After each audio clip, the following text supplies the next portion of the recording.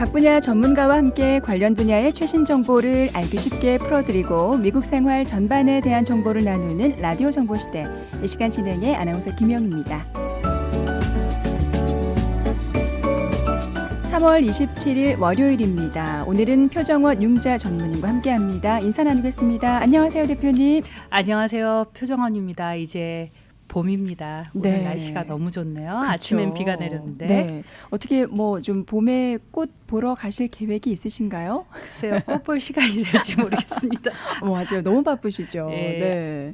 잠시 좀 주춤했던 이 부동산 경기가 네. 3월 들어서는 지금 엄청나게 바쁩니다. 집들 많이 보러 다니시죠? 네, 그렇죠. 네. 이제부터 슬슬 시작인데, 자, 저희가 오늘은 뭐 뉴스 보도를 통해서 많이 들으셨긴 하셨겠지만, 그 실리콘밸리 은행 폐쇄된 그 이야기를 먼저 나누고 진행을 하려고 하는데, 작년 말 기준으로 2천억 달러가 넘는 자산을 관리했던 미국 내에서 16번째로 큰 은행이었었죠. 그런데 이제는 미국 역사상 파산한 은행 중 두 번째 큰 은행으로 기록이 됐다고 합니다. 먼저 이 실리콘밸리 은행이 왜 파산했는지 대표님께서 좀 알기 쉽게 그 이유를 설명해 주시면 좋겠어요.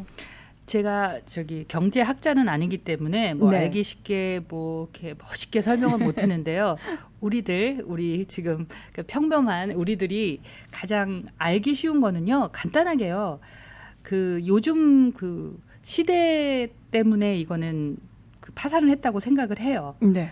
왜 그러냐면 사실 이 은행은 벤처 기업이나 스타트업 비즈니스하는 그런 고객이 주로 그런 종사하시는 분들을 위한 실리콘밸리에 있는 은행이에요. 네. 근데 코로나가 창궐 하면서 사실 이 은행 자체가 그렇게 큰 은행은 아니었는데 현 실적하고 상관없이 조금 부풀려진 은행이었기도 해요. 네. 그런데 이제 뭐가 문제가 됐냐면 이 고객들이 리턴이 많으니까 고객들이 이제 많이 예치를 했었고, 또 거기서 이제 주로 이제 스타트업이나 벤처를 하시는 분들이 코로나 때 솔직히 IT 기업이 상당히 많이 발전했잖아요. 네. 그러니까 그렇게 됐을 때 이 사람들이 어디다가 주로 많이 투자를 했냐면 장기 채권이죠. 우리 10year treasury bill에서 10년 장기, 그러니까 단기가 있고 장기가 있거든요. 네. 장기 채권에다가 투자를 많이 해놨어요. 이제 예금을 받아서 투자를 하면 보통 은행이라는 기업은 어떤 기업이냐면은 고객들의 은행 돈을 이제 예금을 받아서 거기서 돈을 조금 더 비싸게 투자를 해서 거기서 남기는, 그러니까 남의 돈으로 중간에 많이 남기는, 이문을 남기는, 그래서 돈을 버는 그런 네. 구조잖아요. 네. 그런데 이분들이 해놓은 거는 그때 한참 모기지 마켓이 좋을 때 이 장기 채권이 싸서 많이 거기다가 투자를 했는데 네. 금리가 갑자기 급하게 이제 오르기 시작했잖아요. 그렇죠. 오르기 시작하면서 현금, 그러니까 묶어놓은 돈이 장기가 뭐예요? 빨리빨리 돌지 않은 그 채권에다가 해놨기 때문에 네. 유동성이 없어져요. 네. 제가 많이 이런 얘기를 들어요. 경제는 쉽니다. 네. 경제는 뭐냐면요. 사실은 경제의 제일 중요한 포인트가 신용인데 이 네. 신용은 믿음이잖아요. 그렇죠. 그러니까 이 경제가 정확하게 무슨 현실적으로 어떻게 되기 전에 일단 심리적으로 사람들의 마음을 참 건드려요. 네. 그런데 이 큰 SVB 뱅크가 이렇게 현금 유동성이 힘들다라는 소문과 함께 사람들이 단 48시간 내에 66%의 뱅크런이라 그러죠. 예금을 네. 뺀 거예요. 딴 데로 네. 이체를 해버린 거예요. 네. 48시간밖에 안 걸렸는데 여기에 가장 중요하게 작용한 게 스마트 뱅킹이에요. 그렇죠. 아시다시피 네. 요즘은 뭐 핸드폰 하나면 뭐 내 돈을 일리 뺐다 저리 뺐다 막 할 수 있잖아요. 네. 그러니까 이제 이 사람들이 그 단시간 내에 그 많은 66%라는 예금을 딴 데로 옮기면서 속수무책으로 네. 이 큰 은행이 파산을 하게 됐어요. 어쩌면 그렇게 그러니까 뱅크런이 그렇게 심하게 이루어지지 않았으면 이렇게 빨리 문을 닫지 않았을 수도 그렇죠. 있었겠네요. 아무래도 시간이 더 걸리죠. 네. 은행에 줄 서서 네. 그거 전표 받아서 예전 그렇죠. 그렇죠. 네. 그렇게 했다면 벌써 뭐 그래도 어느 정도 기간이 걸리면 또 그 안에 어떤 문제를 해결하거나 그런 네. 게 생기겠죠. 네. 그렇지만 너무 편한 시대에 살잖아요. 솔직히 우리 요즘 주식들 많이 하시죠. 그렇죠. 주식도 이제 손가락 하나면 왔다 갔다 샀다 팔았다 할 수 있는 그런 세대잖아요. 네네. 아무래도. 그렇죠. 그래서 방금 말씀하셨듯이 이제 많은 미국인들이 이제 불안해하면서 이 여파로 이제 중소은행에 예치했던 수백조 원의 예금을 더 이제 안전하거나 수익률 높은 금융기관으로 옮기고 있다라는 뉴스 기사도 많았는데요. 이렇게 중소은행의 예금이 감소하면 경제 전반에도 영향을 끼치게 될 텐데 이게 어떤 영향으로 이어져 갈까 또 궁금해요. 옛날에 저희가 그 리먼 브라더스 사태를 우리가 겪으면서 네. 사실 굉장히 여러 레이얼로 여러 겹으로 지금 안전장치를 참 많이 해놨어요. 네. 사람이 살다가 실패를 하는 거는 결코 진짜 실패가 아니에요.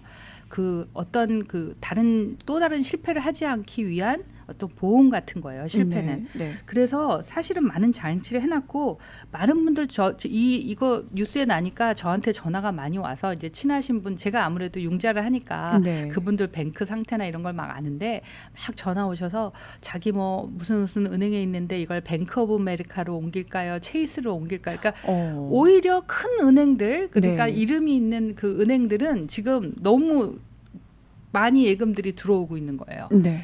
근데 사실은요, 이 미국에요, FDIC라는 데가 있어서 내 예금이 25만 불 이하면요, 다 보호받아요. 네.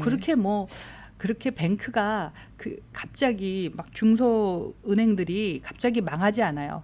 우리 많이 보죠. 중소은행이 망하려고 하면요, 다른 은행이 와서 벌써 멀지를 시작을 해요. 네네. 그동안 우리 사라졌던 뱅크 이름들 얼마 전에 선트러스트도 트로이스트라고 바뀌었잖아요. 아, 네. 예, 그것도 멀지가 돼요. 다른 네. 또 투자사들이 와가지고 다 사고 그러니까 우리 예금에는 별 문제도 없고 그것 때문에 경제 전망이 지금 굉장히 빨리빨리 시작을 했잖아요. 저기 보면 SB뱅크가 한 다음에 시그니처 뱅크, 뭐 퍼스트 리퍼블릭 막 하는데도 벌써 JP 몰간이 뭐 300조 투자하고 뭐 자기네들끼리 벌써 하고 있어요. 네. 금융회사는 안 망해요. 그렇게 망해도 또 이렇게 특히 미국은요. 네. 뭐 스위스나 이런 데는 뭐 조건 채권 같은 게 뭐 다 저기 삼각이라 그러죠. 그걸 다 그 종이 조각이 된 그런 유럽 쪽은 그럴지 모르지만 네. 제가 볼 때는 미국은 미국은 그거에 대해서 너무 내 예금 뭐 5천 불에 대해서 너무 25만 달러까지는 보장을 받을 수 있다. 네, 네. 전화 오신 분이 다 만불 미만 분들이 이렇게 전화 오셔서 물어보시더라고요. 네. 그러니까 이제 2008년 금융 위기가 재현될 가능성은 낮다라는 전망이신 거죠. 예, 근지만 위기는 올 수 있지만 네. 극복할 수 있는 어떤 그 조건이 더 많이 갖춰진 상태이기 때문에 네. 할 수 있고 2008년 같은 경우에는 솔직히 제가 아까 그 경제는 심리고 또 신용은 믿음이다 그랬잖아요. 네. 그 당시에 그 2008년도에는요 집이나 뭐 이런 사업체 같은 거를 융자를 해줄 때 뭐 상당히 부도덕하게 해준 거예요. 이 사람이 이거 페이먼트 낼 능력이 있는지 없는지도 보지도 않고 네. 그냥 집만 있으면 네. 어떤 분은 집 사고 돈을 받은 사람도 있어요. 정신없이 말도 네. 안 되게 네. 막 집만 사면 돈도 주고 그럴 시대였었잖아요. 네. 참 부도덕하게 했는데 우리가 팬데믹을 거치면서 이제 집값들이 많이 올리고 그랬지만 어느 분도 그 조건이 안 되신 분들은 융자를 받으시는 분이 없어요. 그렇죠. 요즘 부동산 시장이 왜 주춤하는지 아세요? 왜 그렇죠? 이자를 싸게 잘 샀는데 그걸 팔고 싶겠어요? 아, 그렇죠. 네. 맞아요. 네. 사실은 매물이 없어서 슬로우한 거예요. 네. 그러니까 이자율 너무 좋게 받으셨던 분들이 굳이 뭐 높은 이자율을 받아가며 새 집을 사실 필요가 없는 거죠. 네. 그렇죠. 뭐 아니면 렌트를 주고 뭐 다른 집을 사시더라도 네. 집을 안 팔아요. 네네. 집을 안 파니까 집이 없어서 슬로우한 거예요. 네. 그러니까 어떤 경제적인 그런 뭐 흐름이나 문제 때문이 아니라 그렇죠. 이자율이 낮았었을 때 사셨던 분들 매물이 없다. 네. 경제는 네. 경제는 경제 전문가들한테 맡기시고 네. 너무 그 신문 방송에서 하는 것 때문에 막 그 계속 불안해하시고 네. 그러지 마시고 명상을 하시고 제가 마지막 질문을 드리려고 했는데 답을 벌써 주셨네요. 그러니까 네. 아직 뭐 은행 시스템 전반에 대한 불안이 남아 있는 것 같은데 네. 실질적으로 우리에게 미치는 영향은 무엇일까? 네. 네, 있을 수는 있죠. 네. 뭐 왜냐하면 사실은요 이게 그 악순환의 고리예요. 네. 은행이 자꾸 이자를 올리니까 솔직히 네. 이제 사업 저희 몰개지도 몰개지지만 집융자도 집융자지만 사업체 융자하시는 분들은 이게 SBA 같은 경우에는 변동이에요. 그러니까 이자가 네. 오르니까 같이 매달마다 페이먼이 오른단 말이에요. 그렇죠. 그러면 그분들이 만약 식당 하시는 분이라면 떡볶이 식당을 하시는 분식집 식당 주인이라면 떡볶이 값도 더 올릴 거고 뭐 여러 가지 또 왜냐면 이거 돈 내야 되니까 어디선가 또 올려서 받아야 되고 뭐 네. 마켓 하시는 분도 콩나물 값도 올려야 되고 시금치 값도 올려야 되잖아요. 나갈 그렇죠. 돈이 생기니까. 그러니까 이 사람들은 이자를 올리는 게 물가를 잡겠다 그러는데 사실은 물가를 잡겠다면서 이자를 올려서 사실 소비자들이 사 먹는 모든 뭐 사 먹거나 뭐 쓰거나 뭐든 네. 하는 물품들이 같이 올라간단 말이에요. 네, 네. 이게 언제는 이게 끝나야 될 텐데 네. 끝나지 않고 있는 것 같아서 이게 전반의 불안한 시스템의 전반에 불안한 것 같지만 그렇죠. 네. 항상 이렇게 생각하세요. 청취자분들은 항상 위기는 기회예요. 네. 어떤 위기가 닥치더라도 그거를 좀 슬기롭게 넘기시는 그 마음가짐이 중요할 것 같습니다. 네, 저희가 오늘 처음 시작하면서 전격 폐쇄됐던 실리콘밸리 은행에 관련된 내용, 뭐 뉴스 보도를 통해 들으셨던 부분도 계셨겠지만 알기 쉽게 설명을 들어봤습니다. 자, 이번에는 제가 대표님 모시고 이제 그 집 융자 관련해서 실질적으로 정말 궁금한 내용들, 어쩌면은 저희 정말 융자 관련해서 전혀 기본 지식이 없는 분들이 궁금해하실 만한 부분들도 굉장히 많거든요. 그런 부분들 질문을 좀 해가면서 답을 들어보는 시간 갖도록 하겠습니다. 가장 많이 물어오시는 부분이 바로 집을 구입하기 좋은 시기가 도대체 언제인가요? 뭐 집을 지금 사기에 좋을까요? 아니면 좀 더 기다려야 될까요? 이런 질문 굉장히 많이 하시죠. 집을 제일 사기 좋은 시기는 오늘입니다. 네. 여러 번 강조하셨어요. 맞아요. 자꾸 기다리시다 보면은 네. 평생 못 사세요. 네. 그러니까 뭐 맞아요. 이자가 비싸서 못 사고 집값이 올라서 못 사고. 그러니까 저는 항상 얘기해요. 손님들한테. 집은 2년이 되면 산다고. 네. 집이라는 게 참 이상해요. 집이 내가 사는 그냥 먹고 자고 그런 그 의미보다는 가족들이 모이는 공간이고 네. 뭐 집 자체가 편해야지 우리가 사는데 솔직히 계속 렌트 사시는 분은요. 네. 항상 짐을 싸고 계세요. 그게 불안하죠. 불안하신 거예요. 네, 이게 네. 솔직히 집이 은행 대출 뭐 95%까지 다 받고 5% 다운하고 사면 내 집이 5%잖아요. 네. 그렇지만 그게 마음의 자세가 틀려지거든요. 네. 자, 여기서 우리가 좀 현실적으로 집을 구입하기 좋은 시기는요. 자녀들이 있으시다면 방학 때가 제일 좋죠. 네. 왜냐하면 또 이사를 가면 이사만 가는 게 아니라 거기 또 페인트도 하고 싶고 가구도 예쁜 거 놓고 싶고 또 아이들이 이제 방학이 끝나서 학교를 다니게 되면 또 분주하잖아요. 네. 엄마들은 아무래도 집을 사시는 거는 이제 엄마들이 많이 결정을 하시니까 네. 아빠들보다는 뭐 이런 것 때문에 지금 이제부터 보러 다니셔야 돼요. 4월이잖아요. 네. 5월 말이면 이제 아이들이 방학을 그렇죠. 해요. 예. 네. 그럼 그때 사시는 게 좋고 자녀가 없으시는 분들도 약간 봄이나 가을에 가시는 게 좋아요. 네. 너무 덥거나 이사하는 거 중노동이거든요. 맞아요. 여름은 절대 안 됩니다. 네.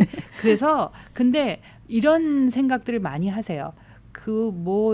집값이 비싸고 싸고 그렇지만 인연이 있는 집이 있으면 네. 또 오거든요. 네. 그러니까 관심을 내가 집을 지금 사고 싶은 계획이 있다 그러면 거기에 관심, 내 한쪽 레이더를 좀 쫑긋하고 그거를 좀 관심을 갖다 보면은 네. 그게 그 집이 나한테 걸어와요.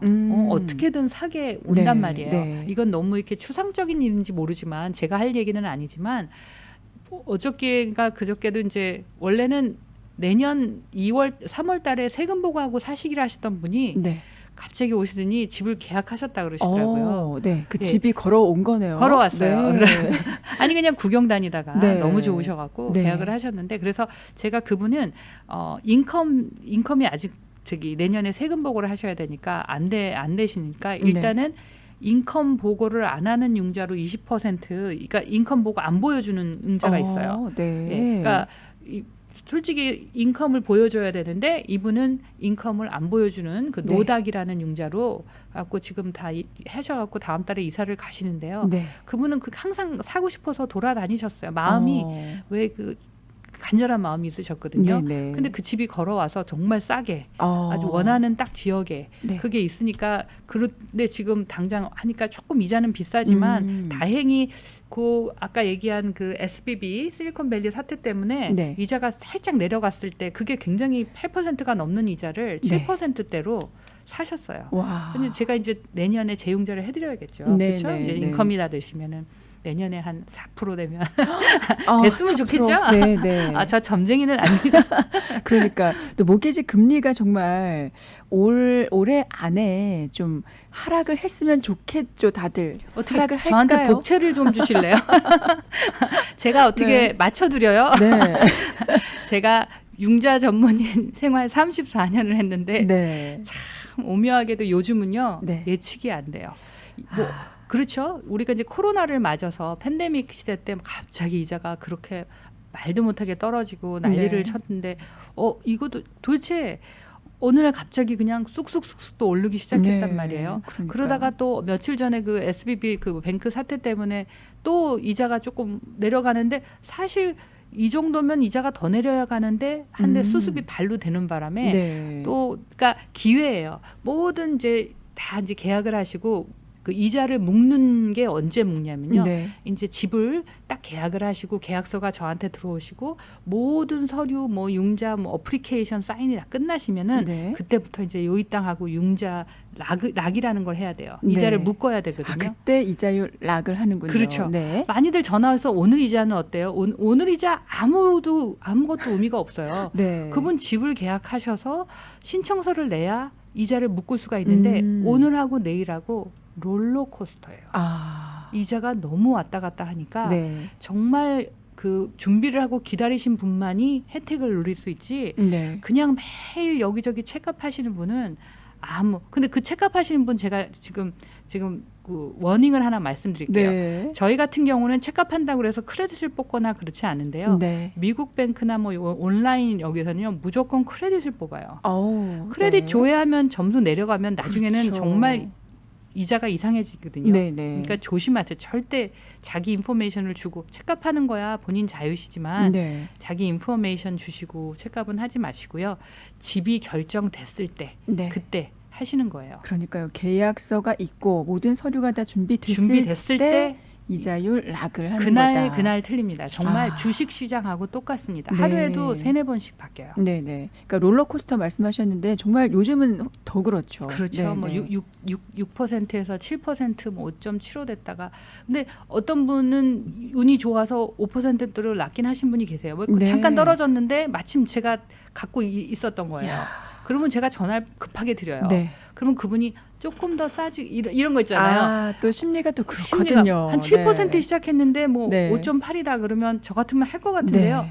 더 떨어지지 않을까요? 그러다가 다시 올라가신 분 제가 수십 봤어요. 네네. 그러니까 어쩌면 그거는 론오피서의 어떤 그 믿음, 네. 예, 교감 그렇죠. 이런 걸 믿으셔야 돼요. 네네. 예, 전적으로 신뢰를 하고. 네. 네네. 그렇죠. 자, 그리고 뭐 올해 주택 구입 적기인가 그거는 이제 그렇죠. 본인의 오늘이 적기라니까요. 맞아. 올해가 아니라 오늘입니다. 네, 자꾸 올라요. 네, 집값 네. 요즘 지금 그 조지아에 잠깐 그 주춤하던 1월 달, 뭐 작년 12월 네. 그때 이제 이자가 갑자기 오르니까 적응이 안 돼서 했는데 다 적응을 하셨나 봐요. 이제는 네. 비싸도 집 산다고 요즘 주말에 진짜 엄청 돌아다니시는 것 같아요. 네, 네. 그러니까 그분들 다 집 산다고 생각해 보세요. 이제 그러니까요. 윗돈 주고 사야죠. 벌써 한 5,000불, 10,000불 올려서 들어와요. 지금 네, 네. 컨트랙이.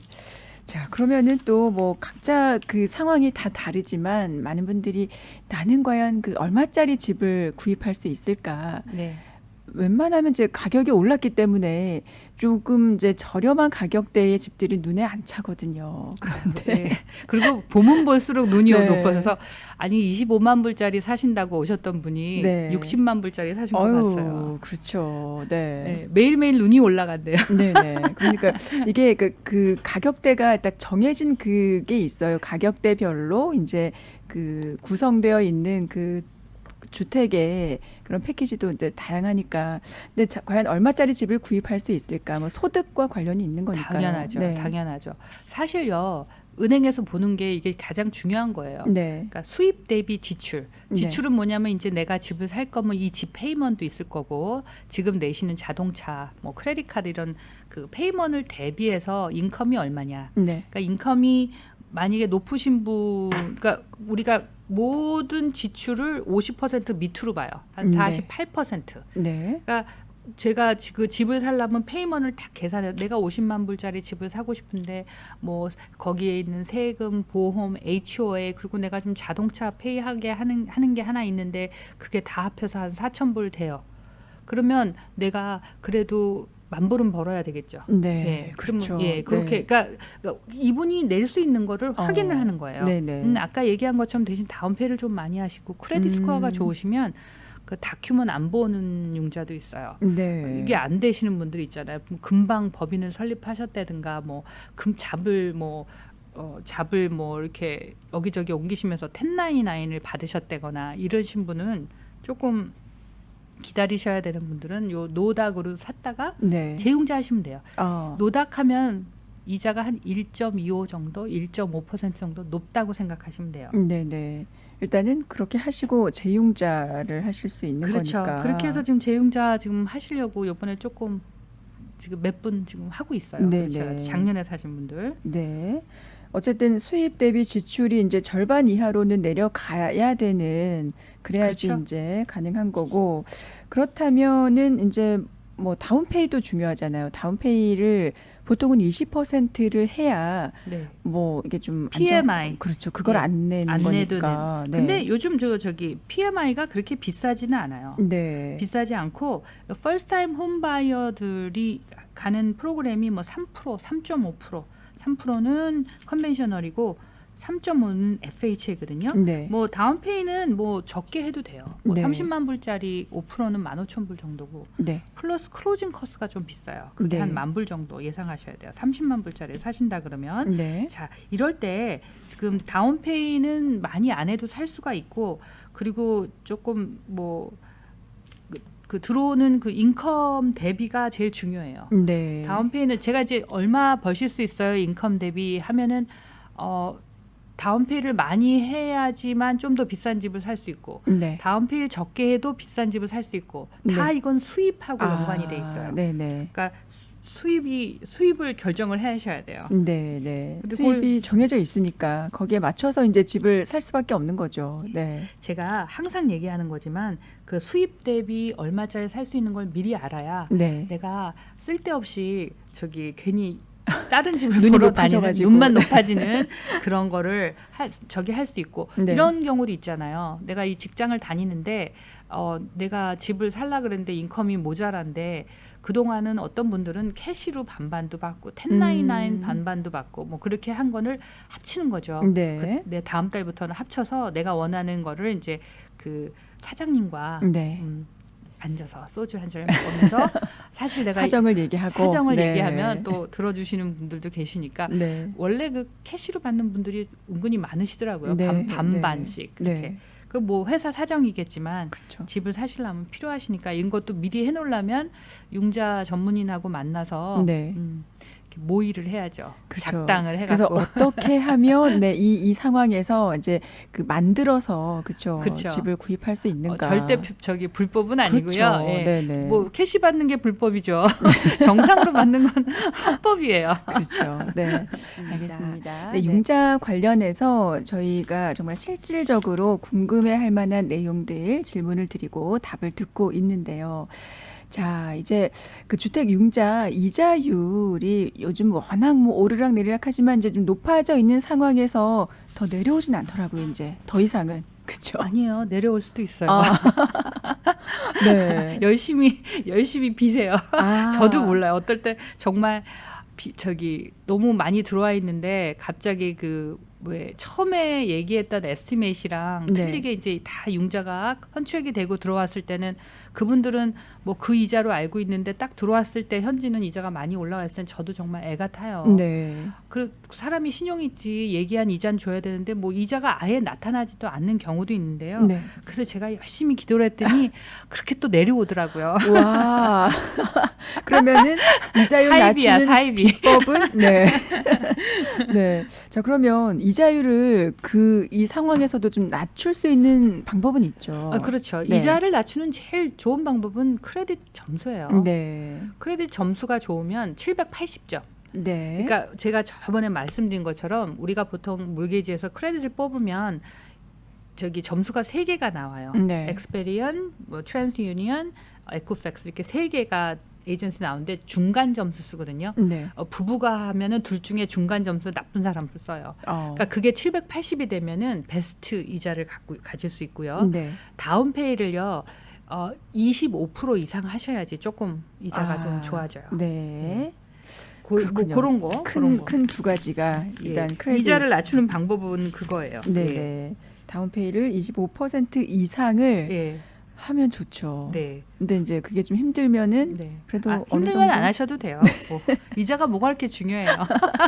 뭐 그렇죠. 좀 시간 지나서 재융자 할 수 재융자 있는 할 건데. 가능성은 충분히 있고. 사실 다운페이 많이 하는 거 저는 항상 네. 찬성하지 않아요. 제가 유튜브에서도 말했는데 얼마든지 그 돈을 활용해야 되는데 어떤 분들은 진짜 다운페이 많이 해놓고 네. 그러니까 엉덩이에 깔고 사시는 거지. 그러니까 우리 항상 하는 얘기가 있죠. 내가 아무리 수억만금을 벌어도 네. 내가 살아생전에 쓴 돈만 내 돈이에요. 그거 다 쌓아놓은 돈이지 내 돈이에요. 내가 써야지 돈이지. 네. 그 집에다가 아무리 덕지덕지 그냥 흔히 다운페이 하면 뭐 하세요? 그거 내가 쓸 때 뽑지를 못하는 거예요. 그게 또 이렇게 뭐 조건이 안 맞아서 네. 캐시로 사셔놓고 막 그러셔갖고 그거 빼달라고 맨날 오신 분들도 계세요. 아, 네네. 근데 뭐 인컴이나 이런 조건이 안 맞으면 못 빼.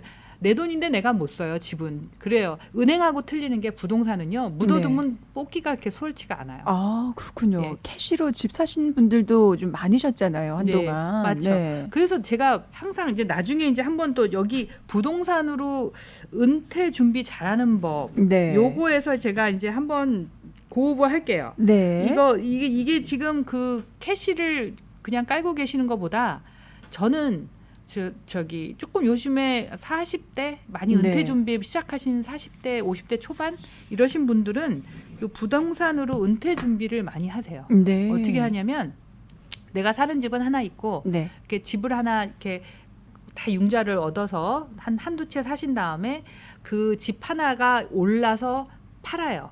그럼 만약 10만 불이 올랐다.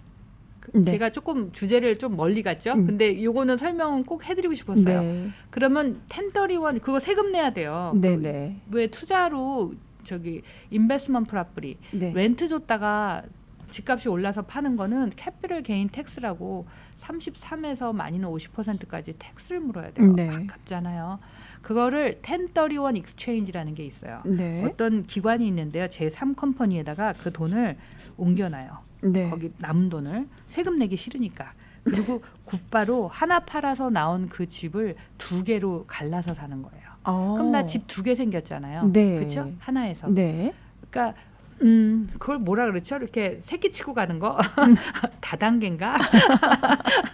왜 이렇게 또 2개 있다가 또 하나는 놔두고 또 1개 팔아서 또 2개로 나누고 네. 뭐 그런 식으로 해갖고 제가 한 10몇 개씩 가지신 분도 계세요. 근데 빨리 시작할수록 좋아요. 그 시간이 부동산은 단기로 뭐 돈을 금방 버는 주식하고는 틀려요. 네. 그냥 묻어두는 거거든요. 네네. 그러니까 돈을 내가 지금 필요 없이 이거는 재테크를 하는 거예요. 네네. 거기다 세금은 안 내려면 그 1031 익스체인지 지켜주시면서 하시면 되고요. 네. 결국 나중에 그렇게 하셔가지고 한 번은 내셔야겠죠. 그걸 마지막에는 왜 이제 인생 나 리타이어하면 정리할 때 네. 그때는 사실 수입이 없어지실 그때 되면 정리해도 그렇게 많은 세금 안 내세요. 아, 어느 정도 이제 그 나이가 들었을 때 그쵸? 정리를 할 때. 네. 그게 은퇴 준비하는 방법이에요. 네, 예. 네. 그러니까 하나씩 새끼를 쳐가는 거예요. 네. 근데 나는 다운페이만 하면 되고 그 프라퍼리에 그 나가는 몰게지 페이먼은 누가 해주죠? 렌트를 주면 그렇죠. 렌트를 주면 네. 프라퍼리는 테넌트가 다 몰게지 페이먼 해주죠. 네네. 그렇죠. 예, 처음 종잣돈이 그러니까 사업해도 그렇고 집도 그렇고 처음 종잣돈이 고 모으는 것까지만 하면 젊은 사람들은 꼭 새겨들어야 돼요. 네. 그 종잣돈 모을 때까지가 가장 힘들지만 네. 한 번 모아놓으면요 돈이요 새끼를 쳐줘요. 네. 집도 새끼를 치듯이 그렇게 하니까 그것도 한번 잘 생각해 보세요. 네, 그러니까 부동산으로 은퇴 준비를 잘 하는 법이 분명히 있네요. 그렇죠, 그렇죠. 네. 뭐 진짜 뭐 부동산은 어디 날아가는 게 아니잖아요. 네. 불이 나도 집보험이 있고 뭐 그렇죠. 땅은 남고 네. 부동산은 조금 뭐랄까 그 특히 집은 그래요. 집은 네. 안전해요. 왜냐하면 집은 누군가 항상 사니까. 네네. 근데 뭐 상업용 그 건물이나 이런 거는 사실 모르겠어요. 그거는 제 분야도 아니지만 그거는 그렇게 테넌트가 계속 들어와 줄 거에 대한 어떤 기대가 없어요. 그렇죠. 위험 부담도 있고 뭐 상업용 그렇죠. 쪽은 네.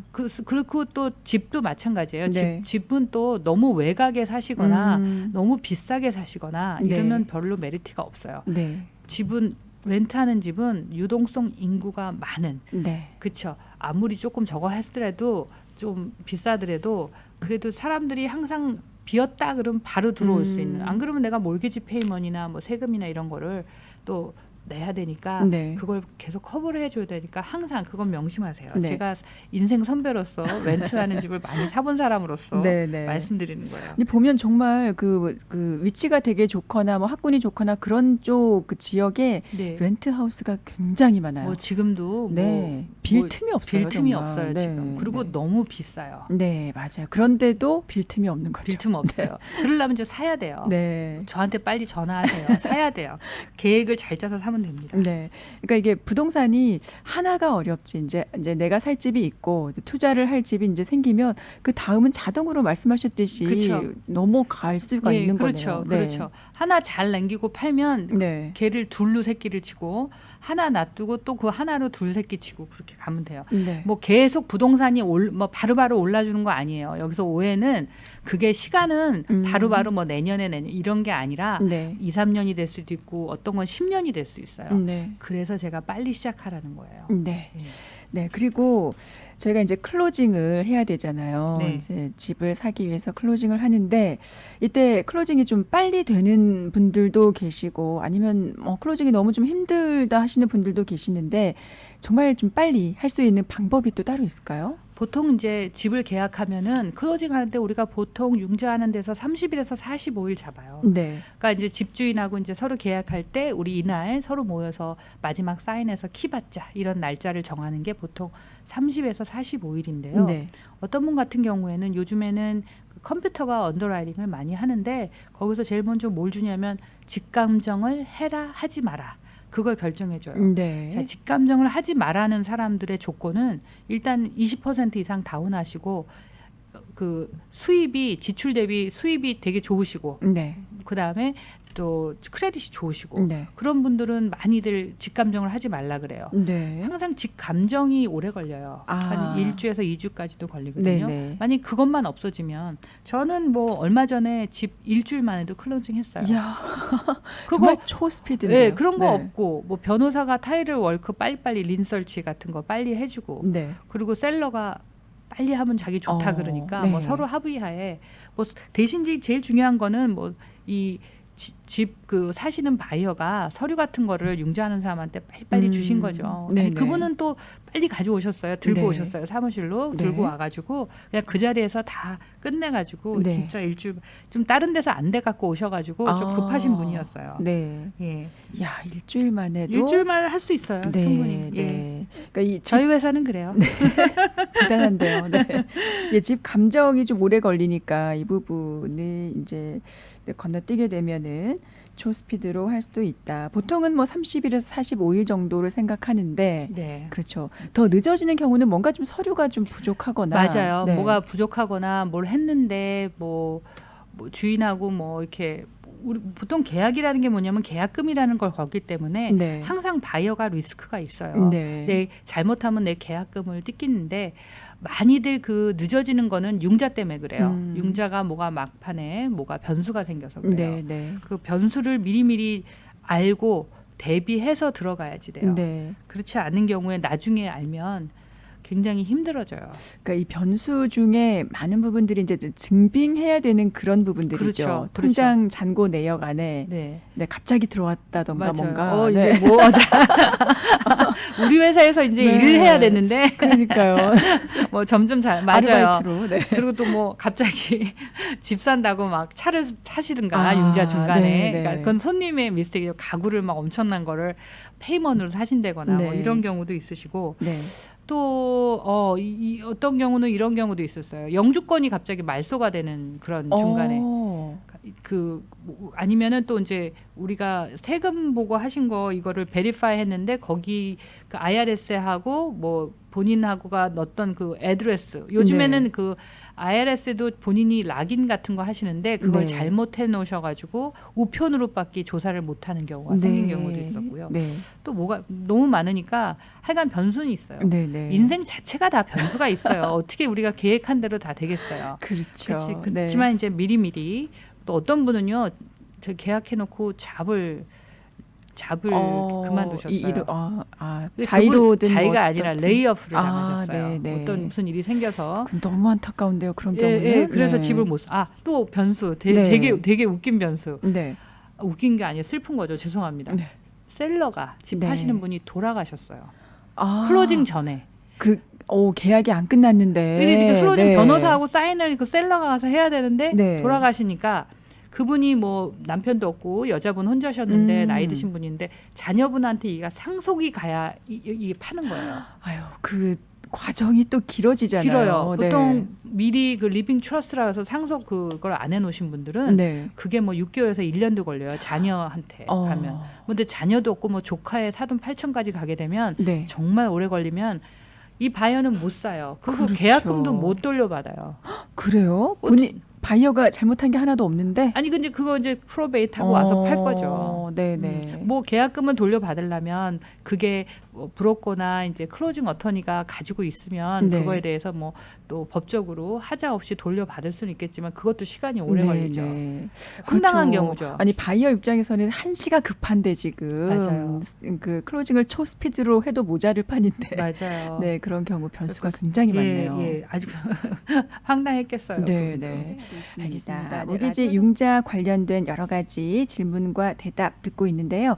자, 무기지 페이먼 원금을 이제 저희가 갚아 나가는데 뭐 이자도 그 높습니다만 이제 원금을 조금씩 더 내는 게 도움이 될까 이런 생각들 많이 하시거든요. 도움이 될까요? 뭐 도움은 되죠. 네. 왜냐하면 30년 그 고정으로 했는데 네. 원금을 조금씩 내시면은 얼마 내는 거에 따라 틀리죠. 네. 그래서 조금씩 내시면은 이제 30년이 뭐 조금씩 뒤에서 그러니까 연도수가 조금씩 줄어오는 그런 효과는 있는데요. 네. 또 제 개인 의견 얘기해도 돼요. 네, 네, 네. 좋습니다. 네. 저 같으면 그렇게 안 해요. 아, 자, 만약에 좀 모았다가 네. 이거를 조금 불려서 네. 그러니까 우리가 지금 6%대예요, 지금 몰개지가. 네, 네. 그래도 싼 거예요. 다른 거에 비해서는. 그래서 싼 거니까 어쩌면 이렇게 한꺼번에 모아서요. 10,000불 이상 돼야 리퀘스트를 신청하실 수 있거든요. 그러니까 네. 목돈을 모아서 한 10,000불, 20,000불, 뭐 50,000불까지 모아서 그냥 대차게 한번 갚는 거예요. 네. 그렇게 갚으면 연도수보다는 이렇게 리퀘스트라 그래 갖고 페이먼을 조정을 해줘요. 네. 매달 내는 페이먼을. 네. 이게 이런 욕심 있잖아요. 빨리 페이업 해가지고 내가 페이먼도 좀 그러니까요. 싸게 하고 뭐 이런 네. 거에 대한 상상이 있으신 분들은 사람마다 틀리시겠지만 저 같으면은 리퀘스트란 걸 해갖고 페이먼을 바꿀 것 같아요. 근데 대신 뭐 조금씩 저금하는 형태로 한다면 네. 무슨 뭐 좋은 보험 상품이나 이런 세이빙 적금 이런 상품에 넣어놓으셨다가 한 번에 찾아서 이렇게 리퀘스트 네. 하는 게 저는 더 효율적일 것 같아요. 아, 네. 일단은 목돈을 만들어서 그렇죠. 리퀘스트를 하는 게 그렇죠. 이자 네. 받는 적금 같은 거나 네. 아니면은 좀 좋은 투자 상품이나 요즘에 뭐 주식이 안 좋으니까 어디 늘어난 말씀 못 드리는데 여러 가지로 또 이자 붙는 상품에 넣어 놓으셨다가 이렇게 하셔도 되고요. 네. 이거를 뭐 원금을 나중에 이게 어차피 지금 집을 사시는 분들은 재융자 한번 할 생각을 하고 네, 계시니까 그렇죠. 뭐 재융자를 하면서 그때 뭐 15년 고정으로 바꾼다든지 네. 30년을 그러면 확 그 15년 같은 경우에는 내가 내는 페이먼이 굉장히 많이 원금으로 가요. 15년의 좋은 점이에요. 페이먼 물론 비싸죠. 네네. 그러니까 이제 그 15년을 왜 많이 못 하시냐면은 인컴 수입이 안 네. 맞으셔서 못 하거든요. 네. 왜냐면 일단 15년이면 이자는 조금 싸지만 또 저기 페이먼 자체는 비싸지니까 그렇죠. 예. 그래서 못 하시니까 그 15년 같은 경우를 해 놓으시면은 원금은 빨리 갚아져요. 네네. 원금 깎기를 원하신다면 네. 그것도 도움이 돼요. 네. 자, 그리고 저희가 이제 집을 사게 되면 이제 집주인이 되면 이제 세금 혜택을 누릴 수가 있잖아요. 사실 뭐 렌트는 그냥 달달이 그냥 없어지는 돈인 거 다들 아시는데 네네. 집을 샀을 때 이제 누릴 수 있는 세금 혜택 어떤 게 있을까요? 뭐 일단은 그 왜 매년 보면은 1098이라 그래갖고 네. 내가 이제 몰개지 페이먼 내면 그 세금 오잖아요. 네. 그러면 세금 그 보고할 때 이맘때 항상 그 회계사님한테 그걸 갖다 주세요. 네. 그거 혜택 받는 거예요. 네. 이자. 근데 이제 뭐 만약에 한 40만 불 정도, 35만 불 정도 융자를 하시면 한 10,000불 정도 나와요. 그러면 이제 제가 그만큼 내 수입이 뭐 월급쟁이는 모르지만 또 자영업 하시는 분들은 그게 이제 디덕션이 되는 거죠. 네네. 연세가 드셔서 이제 자녀분도 없으시고 어디 디덕션 할 때 없다 그러시면 어떤 분들은 그냥 세금 많이 저기 이자 비싸도 괜찮다. 난 네. 세금을 더 디덕트 받는다. 뭐 이런 어. 아주 자신감 있게 말씀하시면 세금 디덕트 할 때가 없어지니까 점점. 예. 네네. 굉장히 좋은 거예요. 자, 보세요. 렌트는 없어지잖아요. 네. 다 페이하면 끝이잖아요. 그렇죠. 근데 요 항상 보면은 아유 뭐 렌트나 그거나 그러시지만 아니에요. 네. 내가 집을 소유하고 있으면 요 이자 내는 거는 네. 이자만 거짓 내요. 근데 그거는 많이 디덕트가 됩니다. 네, 네. 사람에 따라 개인차는 있어요. 인컴이나 이런 수준에 따라 있지만은 거의 된다고 보시면 돼요. 네. 자, 라디오 정보 시대. 네, 오늘은 이제 그 융자 관련된 여러 가지 궁금한 내용들 질문을 드리고 대답을 들어봤는데요.